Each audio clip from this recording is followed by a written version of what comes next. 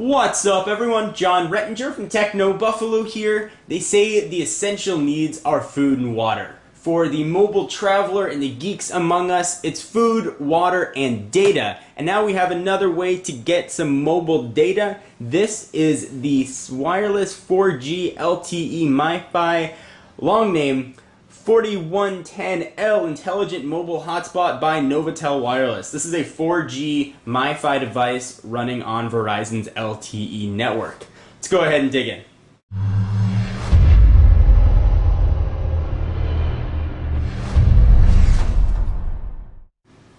So I know what you're thinking, yay, he's unboxing a MiFi, but there's actually a decent amount to see here as opposed to other MiFi devices that I'll bring in. And of course, most importantly, we will be doing speed tests with all the MiFi devices that are roaming the Techno Buffalo labs. So stay tuned for that video. So here is the device itself in the box. From a plan standpoint, 50 bucks is going to get you 5 gigs of data, $10 over per gig. Or 80 bucks is going to double that to 10 gigs of data with that same $10 overage.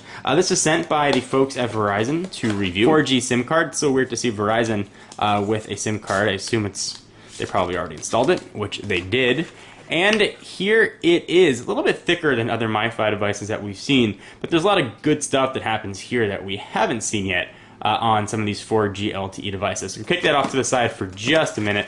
I assume what we're going to have in here is some information, a charger and a USB, and we do. It charges via micro USB, which is great, and you also have a little bit of a cleaning cloth or a bag for it. Take a real quick look at what this is so you can keep your device clean, I guess, microfiber cloth to hold it. Okay, so push all that business off to the side, and let's take a look at the device itself. Now this is the second MiFi device in Verizon's lineup. They launched a Samsung device a little while ago, about 3 weeks ago. We'll take a look at this here to see what the differences are as you're trying to decide which one might be right for you. The Novatel variety, so the one that we just opened up, is a little bit fatter and a little bit longer, but you are going to get full status indicators here on top. So I'm going to go ahead and kick this on, and I'll tell you a little bit more about the device while I do that. I'll see if it has any power. So the green light is on. So this guy can do a lot of goodness. Verizon is saying it's going to get a typical download speeds, assuming you're in a 4G area, of 5 to 12 megabits per second and up of 2 to 5. You can connect up to 5 Wi-Fi enabled devices at one time, which is kind of neat. Slim, compact size, all that business. Battery usage up to 5 hours, auto shut off with 30-minute timer by default. You can actually charge this while you're using it as well, so you can plug it right into your computer and get ready to rock. And this does have a 3G fallback. So it appears it's booted up. One of the nice things about this guy is you can actually see your signal strength. With the other device, you only knew if you were on 4G or not, depending on the LED indicator light. With this, you can actually see whether or not you've got a 4G signal. And right in my office, 4G tends to go in and out. If I go outside, I get a pretty decent 4G signal. Alright, so you guys didn't see this, but if you ever saw the movie Zoolander, when he spends a few minutes trying to smack the iMac to get the files out of the computer, that's sort of what I just spent doing here at the MiFi, hitting it, trying to get it to work. I had to realize that the SIM card that was pre-installed in here was actually installed upside down before I finally got to see a signal strength, which you get right there. You're going to have your battery, and it's also going to tell you how many users are connected by those little dots. Hopefully you can see that on the screen. There's just one user connected right here. What you're not going to want to see is that purple color light, which just means you're connected to 3G. What you're going to want to see is green. Green's going to mean you're connected to 4G. As soon as I step outside of my office, I got very strong 4G signal, as I mentioned. But inside here, not so strong, so it tends to turn on or off. I'll be stepping outside and doing a full 4G speed test of this device, and I'll compare it head-to-head with the other MiFi in Verizon stable. So if you get one of these and the SIM card's already installed, note to self, go ahead and check it out to make sure it is installed properly.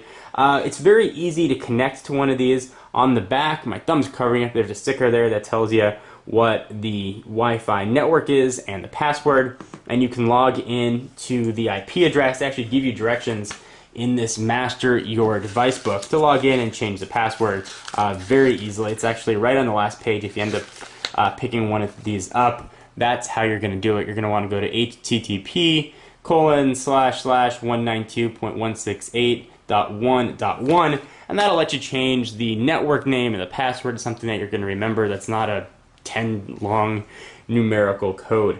So this is the MiFi 4G LTE, the Novatel variety for Verizon Wireless. This is a long-winded unboxing, but you guys know that's how I do. I love to hear myself talk. Hope you guys enjoyed, and again, we'll be doing full speed tests here coming up. Is 4G MiFi something that you're interested in? Would you use it? If you do a lot of traveling, it's probably going to be something that's a lifesaver. This, of course, obviously has 3G fallback, as you can tell by that violet blinking light, or purple blinking light, depending on what color you want it to have. So you do sort of get the best of both worlds, and should that ever turn green and you're rocking a 4G signal, you'll be getting very, very, very fast speeds. I know when I was at CES last year in Vegas, where 4G was alive and well, I was pulling down upwards of 16 megabits per second, which was awesome. Anyway guys, I'm John Rettinger from Techno Buffalo, and I'll see you in the next video.